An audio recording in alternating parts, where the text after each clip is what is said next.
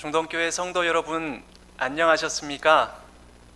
오늘 또 이렇게 하나님의 은혜로 수요 예배 드릴 시간이 되었습니다. 마음과 자세를 정돈하시고 지금 내가 있는 이곳이 하나님 앞이라는 생각으로 함께 정성 들여서 예배하도록 하겠습니다. 그럼 다 같이 사도신경으로 우리의 신앙을 고백하면서 수요 예배를 시작하도록 하겠습니다.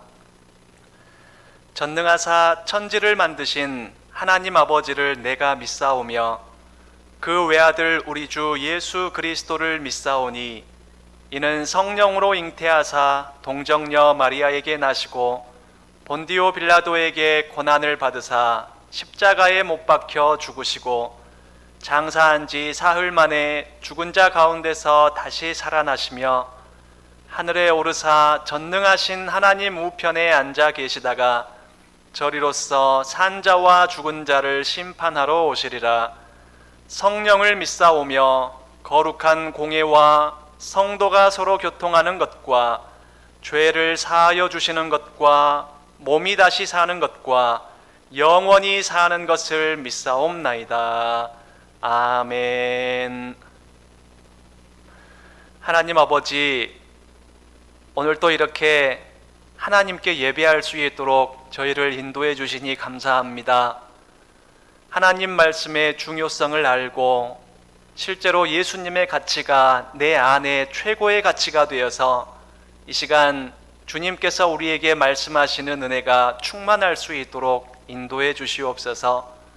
예배의 처음부터 끝나는 그 순간까지 하나님께서 우리와 동행하시며 지켜주실 줄로 믿사오며 예수님의 이름으로 기도합니다. 아멘. 네, 이번에는 하나님의 말씀을 함께 보도록 하겠습니다. 오늘 저녁에 함께 보실 말씀은 요한복음 20장 1절부터 18절까지의 말씀입니다.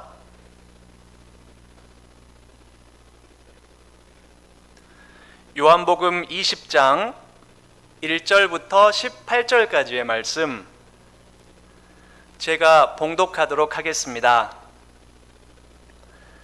안식 후 첫날 일찍이 아직 어두울 때에 막달라 마리아가 무덤에 와서 돌이 무덤에서 옮겨진 것을 보고 시몬 베드로와 예수께서 사랑하시던 그 다른 제자에게 달려가서 말하되 사람들이 주님을 무덤에서 가져다가 어디 두었는지 우리가 알지 못하겠다 하니 베드로와 그 다른 제자가 나가서 무덤으로 갈새 둘이 같이 다름질하더니 그 다른 제자가 베드로보다 더 빨리 달려가서 먼저 무덤에 이르러 구부려 세마포 놓인 것을 보았으나 들어가지는 아니하였더니 시몬 베드로는 따라와서 무덤에 들어가 보니 세마포가 놓였고 또 머리를 쌌던 수건은 세마포와 함께 놓이지 않고 딴 곳에 쌌던 대로 놓여 있더라.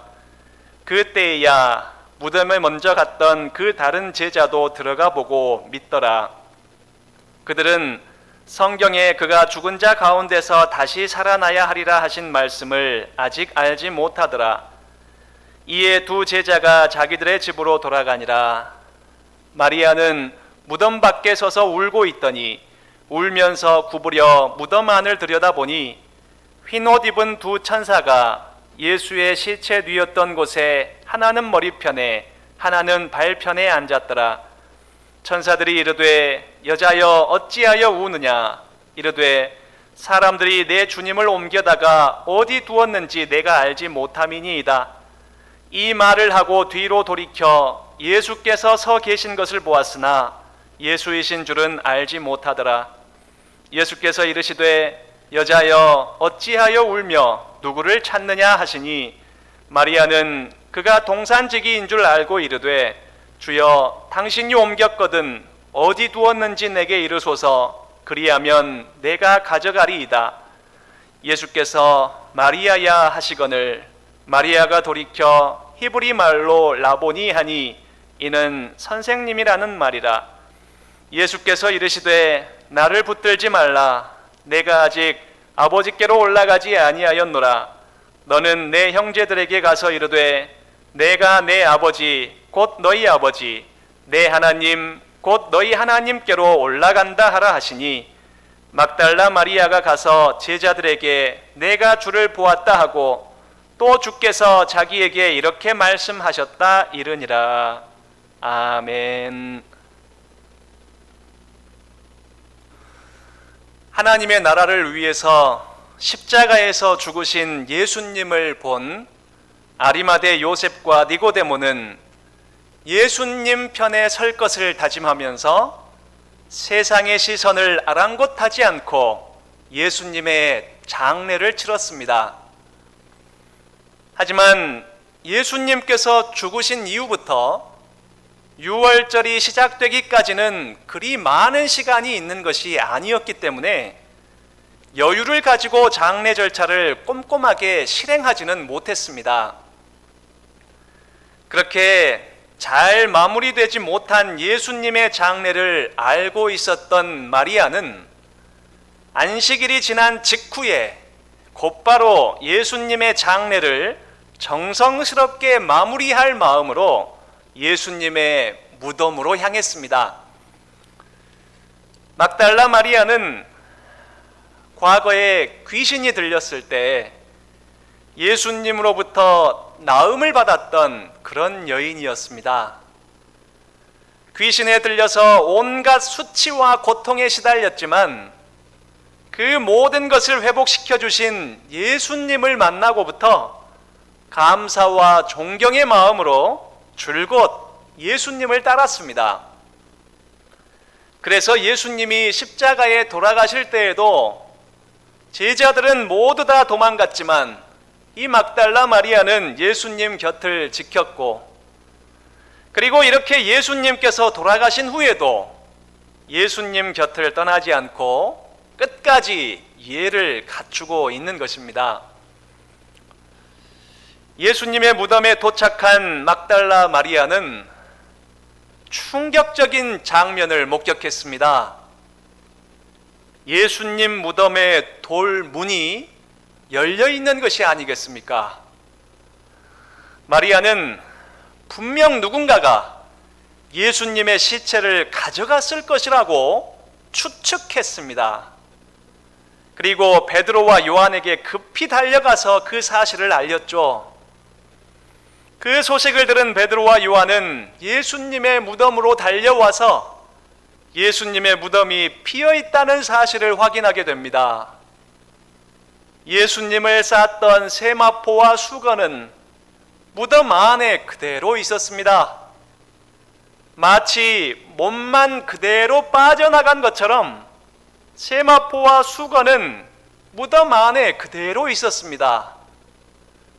만약 누군가 예수님의 시체를 급하게 훔쳐간 것이었다면 시체에서 세마포와 수건을 따로 벗겨 쓸 리가 없었을 것이고, 설령 벗겼다 해도 그 조급한 시간에 그렇게 세마포와 수건을 얌전하게 따로 놔두진 않았을 것이었습니다. 그래서 두 제자는 8절에서 말씀하고 있는 것처럼 그 광경을 보고서야 예수님께서 다시 살아나셨다라는 것을 어렴풋이 믿게 됩니다. 하지만 9절의 말씀처럼 예수님의 부활에 대한 완전한 이해는 하질 못했습니다. 그래서 예수님의 부활을 믿으면서도 그저 집으로 돌아가고 맙니다. 막달라 마리아는 이 두 제자와는 다르게 아직 예수님의 부활을 믿지 못했습니다. 그래서 여전히 예수님의 시체를 누군가 가져갔을 것이라고 생각하면서 슬프게 목 놓아 울었습니다. 그렇게 앞이 보이지 않을 정도로 눈물을 흘리면서 무덤 안을 굽으려 다시 한번 쳐다봅니다. 그런데 무덤 안에 누군가가 있었습니다. 그들은 천사였지만 이 막달라 마리아는 그들이 천사인 것을 알지 못합니다. 그들이 갑자기 어떻게 거기에 나타난 것인지 인식할 겨를도 없이 그저 슬픔에 잠겨 있는 중이었습니다. 천사들이 묻습니다. 여자여, 어찌하여 우느냐? 그러자 마리아가 대답합니다. 사람들이 내 주님을 가져갔습니다. 그들이 내 주님을 어디에 두었는지 도무지 모르겠습니다. 그 순간 마리아는 뒤에서 인기척을 느꼈습니다. 그래서 뒤를 돌아보니 또 누군가가 갑자기 나타났습니다. 그분은 부활하신 예수님이셨지만 아직 마리아는 예수님을 알아보질 못합니다. 예수님은 마리아에게 묻습니다. 여자여, 어찌하여 울며 누구를 찾느냐? 마리아는 예수님이 동산지기인 줄로만 알았습니다. 그 새벽 시간에 그 외딴 곳에 나타날 사람은 동산지기밖에 없다고 생각했기 때문입니다. 그리고 동산지기라면 예수님의 시신을 누가 가져갔을지, 그리고 또 어디로 옮겼는지를 알 것이라고 생각했습니다. 그래서 외칩니다. 당신이 내 주님을 옮겼나요? 제발 내 주님을 어디 두었는지만 말씀해 주세요. 그러면 내가 가져가겠습니다. 과거에 귀신이 들려서 모든 것을 체념하고 그저 수치를 당연한 것으로, 고통을 의례적인 것으로 받아들여야만 했던 자기를 완전히 회복시켜 주셨던 예수님. 그 예수님께서 억울하게 누명을 쓰고 돌아가신 것도 괴로운 일인데 그분의 시신까지 가져가서 누가 또 어떤 수치를 입히려는 것인지, 예수님의 시신이 사라졌다는 사실은 그렇게 막달라 마리아를 더욱더 괴롭게 만드는 일이었습니다. 그래서 어떻게 해서든지 예수님의 시신을 찾고 싶었던 것입니다. 그런데 그때 익숙한 목소리가 들립니다. 그토록 그리워하던 목소리가 들립니다. 이제 다시는 듣지 못할 것이라 여겼던 목소리, 바로 예수님의 목소리가 들렸습니다. 마리아야. 슬픔이 기쁨으로 바뀌는 순간이었습니다. 체념이 희망으로 바뀌고 슬픔의 눈물이 기쁨의 눈물로 바뀌는 순간이었습니다. 그렇게 예수님은 부활하신 자신을 막달라 마리아에게 가장 먼저 보이셨습니다. 그리고 예수님은 마리아에게 사명을 주십니다. 예수님께서 줄곧 가르쳐 오셨던 것처럼 하나님 아버지께로 올라갈 것이란 사실을 제자들에게 전하라고 사명을 주셨습니다. 마리아는 예수님의 말씀대로 제자들에게로 가서 그 사실을 모두 다 전했습니다. 이것이 오늘 본문의 내용입니다. 비어있는 무덤을 통해서, 그리고 막달라 마리아에게 실제로 나타나심을 통해서 예수님께서 죽음을 이기시고 부활하셨다는 사실을 명확하게 보여주고 있는 말씀입니다. 그리고 우리는 이 말씀을 보고서 성령님께서 도우시는 믿음으로 말미암아 예수님의 부활을 진심으로 믿게 되는 것입니다. 그렇습니다. 우리는 예수님의 부활을 믿는 사람들입니다. 예수님의 부활이 바로 우리 기독교 신앙의 열쇠이자 생명입니다. 예수님께서 줄곧 말씀하셨던 것처럼 다시 살아나셨다는 것은 그분의 다른 약속들도 모두 다 성취될 것이라는 것에 대한 중요한 근거가 되는 것입니다. 예수님의 부활을 믿는다면 예수님의 다른 말씀들도 신뢰하게 되는 것이죠. 그분을 믿는 우리 또한 다시 부활하게 될 것이라는 것을 확실하게 보여주신 분입니다. 이 세상에서 만나는 육신의 죽음이 끝이 아니라는 것을 확신하게 될 때 우리는 세상을 초월한 믿음을 갖게 되는 것입니다. 그것이 바로 예수님의 부활을 믿는 믿음에서부터 비롯되는 것이죠. 죽음마저도 어쩌지 못하는 믿음의 사람이란, 다시 말해서 이 세상에서 어떤 일을 만나든지 신실하고 거룩하게 믿음을 지킬 수 있는 사람이라는 의미이기도 합니다. 그렇기에 이 예수님의 부활은 기독교 신앙의 열쇠이자 생명입니다. 그리고 이 죽어가는 세상을 향해서 교회가 증거해야 할 기초가 되기도 합니다. 선교와 전도의 기초가 바로 예수님의 부활이라는 것입니다. 전도하는 이유가 참된 행복을 전하기 위함 아닙니까? 참된 행복에 대한 전제는 바로 예수님의 부활입니다. 예수님께서 부활하셨기에 그분을 믿고 있는 우리가 참으로 행복한 사람들이 될 수 있었던 것입니다. 그래서 선교와 전도의 기초가 바로 예수님의 부활이 되어야 하는 것입니다. 이 사실을 망각하여 주객이 전도되어 버릴 때 교회와 성도는 전도에 대한 다른 이유를 찾아내려고 할 것입니다. 예수님의 부활이 전도의 기초가 되어야 할 것인데 그러지 않고 교회당의 규모를 자랑하면서 전도하려고 하고 교회의 분위기와 프로그램을 내세워서 전도하려고 하면서 목회자의 스펙과 외형만을 내세워서 전도하려는 그런 교회와 성도가 되고 맙니다. 예수님의 부활을 믿지 못하는 교회, 그래서 예수님의 말씀과 약속에는 관심이 없는 교회, 그런 교회가 이런 안타까운 왜곡된 모습으로 변질되어 가고 마는 것입니다.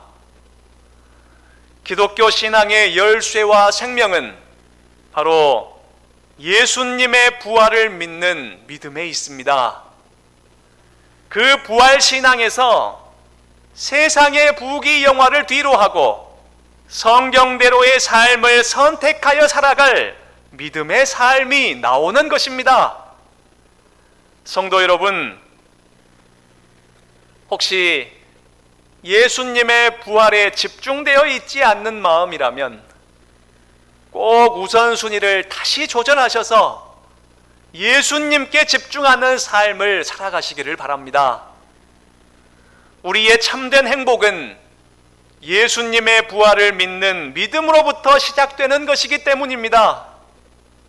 우리 중동교회의 온 가정들은 온 가족이 예수님의 부활에 대하여 기쁘게 공감하고 또 긍정적인 호기심으로 토론도 하면서 결과적으로 한마음이 되어서 부활 신앙을 갖는 그런 믿음의 가정들이 다 될 수 있기를 진심으로 원합니다.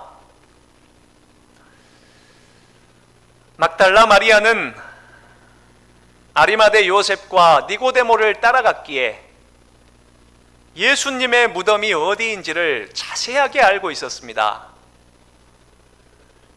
당시의 여인들은 예수님을 위해서 어떤 드러나는 큰 일을 할 수는 없었습니다. 유대 공회나 로마의 정부 앞에서 예수님을 위해서 증언할 수 있는 증인의 자격마저도 없었습니다. 하지만 이 막달라 마리아는 자기의 자리에서 자기가 할 수 있는 일을 했습니다. 제자들은 모두 다 달아났지만 마리아는 예수님의 십자가 곁에 머물렀습니다. 그리고 예수님께서 돌아가신 후에도 예수님의 시신에 기름을 발라줄 준비를 했습니다. 그것이 비록 눈에 띄는 일은 아니었지만 마리아는 자기가 할 수 있는 최선의 헌신을 한 것입니다. 그 헌신의 결과 마리아는 예수님 부활의 첫 번째 목격자가 되었습니다. 주님의 시선은 이 타락한 세상의 시선과 같지 않다는 것을 다시 한번 확인하는 말씀입니다. 세상의 시선 앞에서 살아간다면 무엇이 주님께서 원하시는 헌신인지 절대로 분별하지 못합니다. 심지어 세상과 사람의 일을 하나님께서 원하시는 일이라며 고집을 피우는, 하나님을 대적하면서 천국의 확장을 막아서는 그런 사람이 되고 말 것입니다. 때로는 예수님을 위해서 할 수 있는 일이 나에게 별로 없다는 것을 느낄지도 모릅니다. 그래서 무기력감에 빠지거나 혹은 조급함에 빠져서 극심한 스트레스의 제공자가 되기도 할 것입니다. 하지만 그게 아닙니다. 그것은 예수님을 위해서 할 수 있는 일이 없는 것이 아니고 내가 하고 싶은 일을 하지 못할 때, 그럴 때 나오는 증상입니다. 실제로 우리가 주님을 위해서 할 수 있는 일은 정말 많습니다. 지금 내 위치에서 할 수 있는 주님을 위한 일 말입니다. 교회 안에서도 많이 있고 내 삶의 자리에서도 정말 많이 있습니다. 우리는 다만 우리가 할 수 있는 일을 하고 또 할 수 없는 일에 대해서는 염려하지 않으면서 우리에게 주어진 것들에 최선을 다할 수 있는 그런 훈련이 필요합니다. 교회 공동체만이 할 수 있는 일들이 있습니다. 할 수 없는 일을 억지로 만들려 하려 하지 않고 할 수 있는 일에 전념하는 것이 올바른 교회의 방향성을 만드는 일입니다. 교회 공동체는 이 세상 가운데에서 천국의 모델이 되는 곳입니다. 그래서 천국의 가치관을 교육하고 그것을 공유하면서 부족하지만 기도하고 서로 도우면서 천국의 삶을 미리 맛보는, 그렇게 살아가는 것이 바로 교회 공동체입니다.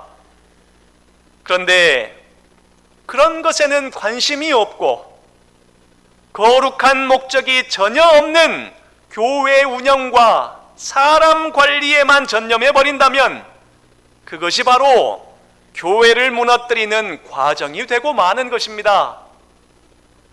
개인에게도 마찬가지입니다. 교회 안에서의 사람들은 각자가 할 수 있는 일들이 있습니다. 할 수 있는 일을 외면하고 할 수 없는 일들만 만들려고 한다면 그 또한 교회를 무너뜨리는 일이 되고 말 것입니다. 저 또한 목회자로서 노력하고 있는 부분이지만 교회 안에서 목회자만 할 수 있는 일이 있습니다. 가장 먼저 그 일에 전념할 수 있는 생활을 계획하고 또 실천한 후에 그 외의 일들을 하는 것입니다. 위임할 수 있는 일들은 뛰어난 은사들과 자격을 가진 직분자들에게 충분히 위임할 수 있습니다. 목회자가 목회자만 할 수 있는 일을 소홀히 한 채로 충분히 위임할 수 있는 일과 또는 감당할 수 없는 과한 요구나 계획에 전념해 버린다면 그 교회는 점점 소망을 잃어가는 교회가 되고 말 것입니다. 또한 직분자들은 각자의 직분에서 할 수 있는 일들이 있습니다. 그 일들에 집중하여 감당하는 것만으로도 훌륭한 직분자들입니다. 하지만 때로는 무엇인가 더 필요하다고 느끼기도 하고, 때로는 이곳으로는 부족하다고 느껴질 때도 있을 것입니다. 하지만 아닙니다. 지금 할 수 있는 일에 더 집중하고 더 잘 감당한다면 그것이 바로 교회를 교회답게 세우는 일입니다. 지금 할 수 있는 일을 감당하기에도 시간과 에너지가 부족한데 할 수 없는 일을 무리하면서 할 필요는 없습니다. 교회가 욕심을 버리고 지금 자신에게 맡겨진 일에 헌신하는 것을 게을리하지 않는다면 그 교회는 소망이 있습니다. 그러니 이 시대의 교회들은 욕망을 채우기 위한 일 계획하는 것을 이제 그만 멈추고 교회가 할 수 있는 일, 이 세상 속에서 교회만 할 수 있는 일에 더욱더 전념하고 집중하는 훈련이 필요합니다. 막달라 마리아는 지금 내가 할 수 있는 일에 최선을 다해서 헌신했습니다. 그 결과 모든 제자들보다 먼저 부활하신 예수님을 목격하는 영광을 누렸습니다. 주님께서 인정하시는 헌신이 과연 무엇인지 이 세상의 허울을 다 벗어버리고 주님의 시선 앞에서 진지하게 고민하기를 시작하는 그런 우리 모두가 될 수 있기를 진심으로 바랍니다. 막달라 마리아는 2절에서처럼 예수님의 무덤이 열려진 것을 보고 누군가 예수님의 시신을 가져갔을 것이라고 추론했습니다. 그리고 그 추론은 믿음이 되었습니다. 하지만 그것은 버려야 할 믿음이었습니다. 왜냐하면 예수님은 사람들에 의해서 옮겨진 것이 아니었고 말씀하신 대로 부활하셨기 때문입니다. 그렇기 때문에 지금 막달라 마리아가 가지고 있는 확신은 잘못된 믿음이었던 것입니다. 그런 잘못된 믿음은 계속 유지되어서 13절에서도 여전히 잘못된 추론을 확신하고 있는 막달라 마리아의 모습을 보게 됩니다. 이런 마리아의 잘못된 믿음은 온전하게 기뻐할 수 있는 상황에서도 극심한 슬픔에 잠기도록 그렇게 만들었습니다. 예수님께서 죽음을 이기시고 다시 사셨다는 최고의 가치를 눈앞에 두고서도 한낱 자기 추론에 따른 근거 없는 믿음으로 스스로를 괴롭게 만들고 있는 중이었던 것입니다. 그렇습니다. 예수님을 올바로 알고 또 그 예수님을 올바로 믿는 것이 그래서 중요한 것입니다. 인간은 한낱 자기 추론에 따른 근거 없는 믿음에 자기의 모든 것을 걸 수도 있는 참으로 무지하고 어리석은 존재입니다. 자기가 확신하는 것을 검증하려고 하기보다는 그저 내 안에 있는 확신을 가장 먼저 믿어버리는 존재입니다.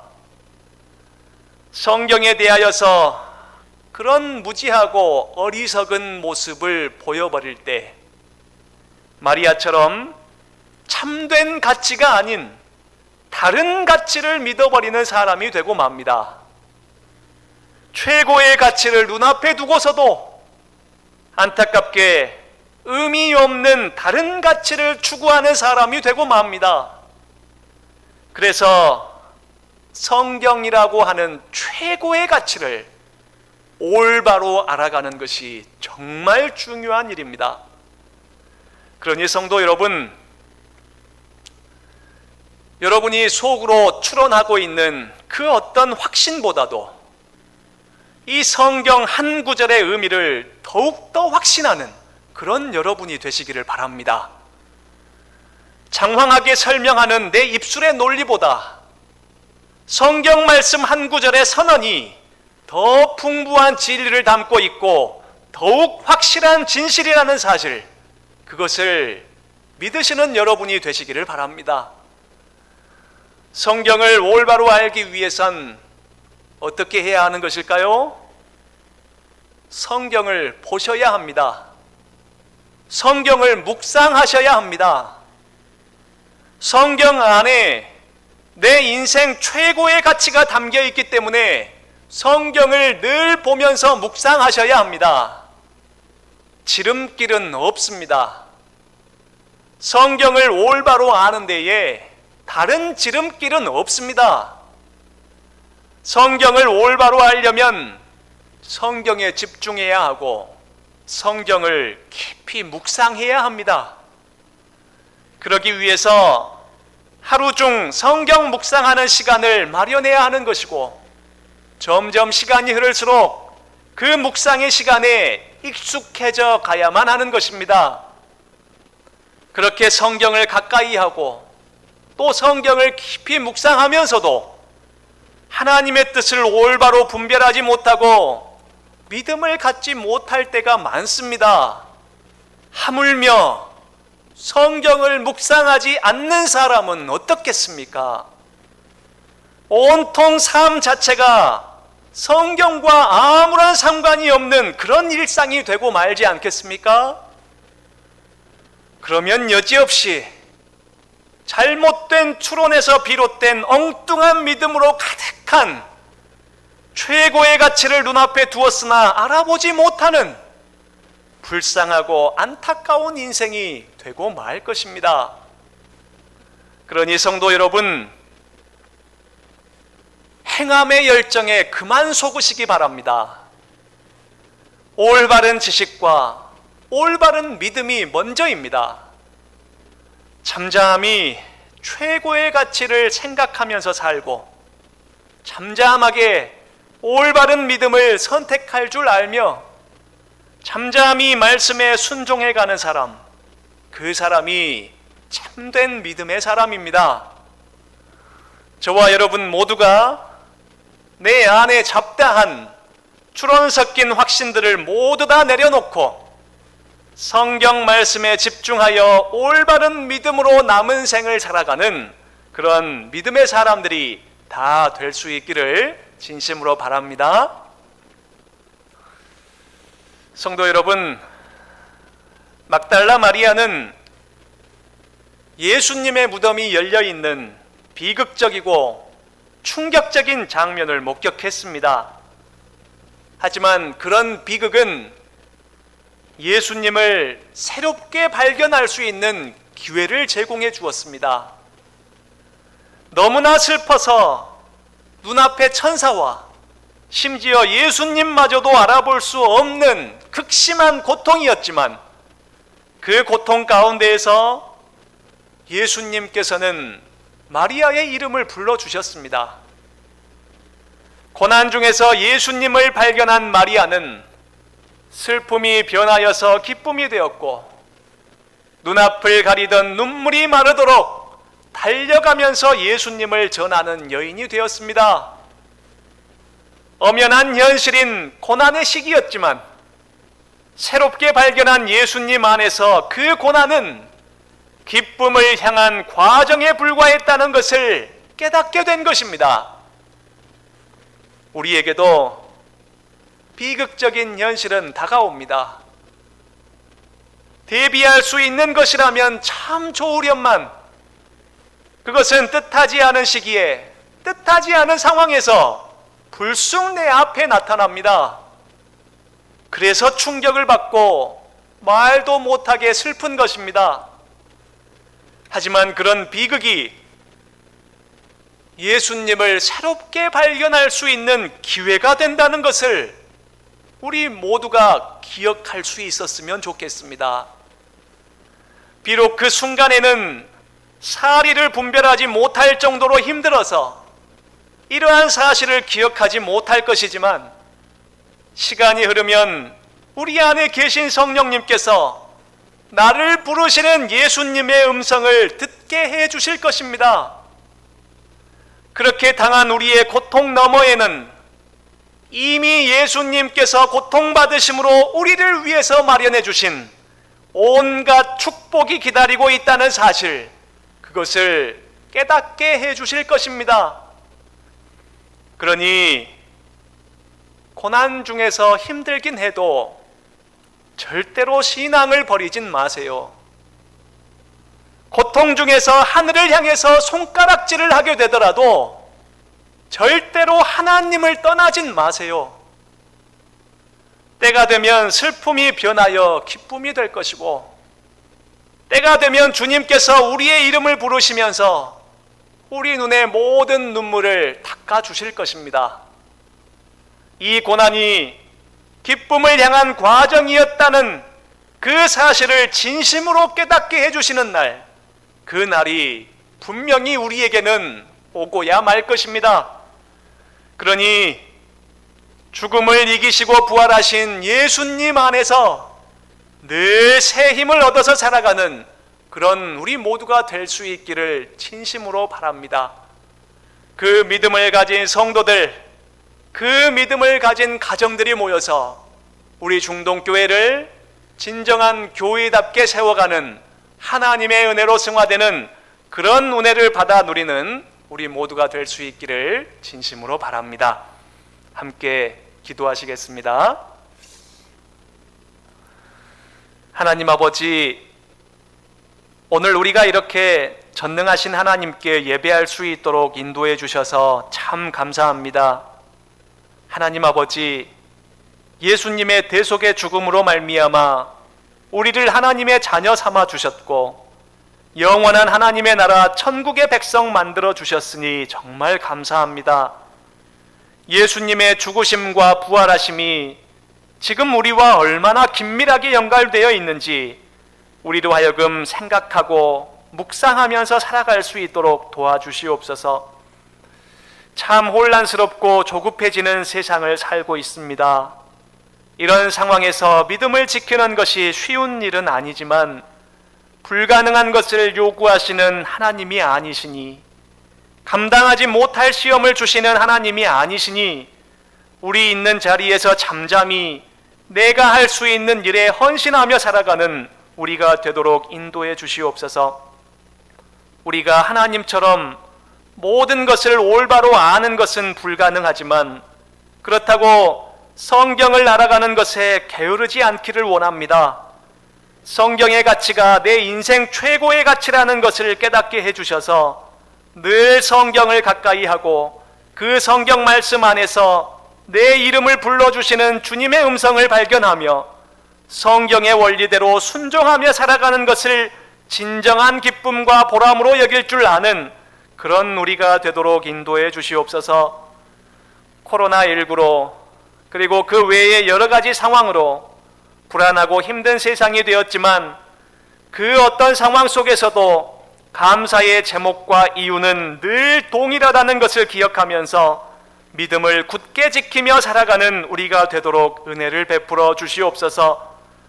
우리 죄를 대속하여 죽으시고 말씀하신 대로 다시 부활하신 예수님의 이름으로 기도합니다. 아멘. 네, 이제 제가 축도함으로 수요 예배의 모든 순서를 마치도록 하겠습니다. 주 예수 그리스도의 은혜와 하나님의 사랑과 성령의 교통하심이 성경의 말씀을 최고의 가치로 여기며 그 말씀 속에서 나의 이름을 부르시는 주님의 음성을 듣고서 예수님의 부활을 굳게 믿으며 살아가기를 진심으로 소망하는 중동교회의 모든 성도 위에 지금부터 영원토록 함께 있을지어다.